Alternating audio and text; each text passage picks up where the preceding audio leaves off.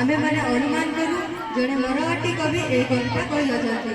आजिकाली कवि होइतले एही परि कहंती वाणिज्य लक्ष्मी का बास तो होदे बेल पास मंत्र देउची माटीर मनीष आरे जंत्र देखि मंत्र देउची माटीर मनीष आरे मुक्त दौरे चिंत गाने चिंती पारे।